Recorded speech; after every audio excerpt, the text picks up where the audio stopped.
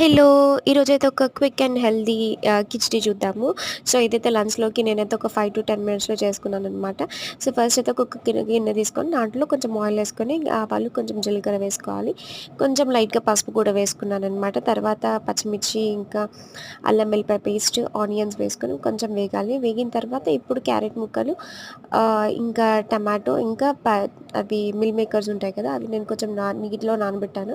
So, తర్వాత నానబెట్టిన mill makers కూడా వేసుకొని దాంట్లో తగినంత ఉప్పేసుకోవాలి. సో, ఇక్కడ మీరు ఈ ఈ ప్రాసెస్‌లో గరం మసాలా కూడా యాడ్ చేసుకోవచ్చు. గరం మసాలా, బిర్యానీ పౌడర్ కూడా యాడ్ చేసుకోవచ్చు. నేనేం యాడ్ చేయట్లేదు. అథెంటిక్ స్టైల్‌లో చేస్తున్నాననమాట. ప్యూర్ అథెంటిక్ స్టైల్‌లో. సో, తర్వాత కొంచెం వాటర్ ఏసుకొని, ఇప్పుడు ముందే నానబెట్టుకున్న బియ్యం, ఇంకా బాస్మతి రైస్ యూజ్ చేస్తున్నాను ఇప్పుడు. బాస్మతి రైస్ ఇంకా కొంచెం పిరికెడు పప్పు కూడా నానబెట్టుకున్నాను. 2 కలిపి దీంట్లో వేసేసుకొని మూత పెట్టుకొని ఒక 2, 3 విజిల్ తీసేస్తే కిచిడి రెడీ. మంచిగా మామిడికాయ పచ్చడిలోకి టేస్టీగా ఉంటుంది. నచ్చిందా? లైక్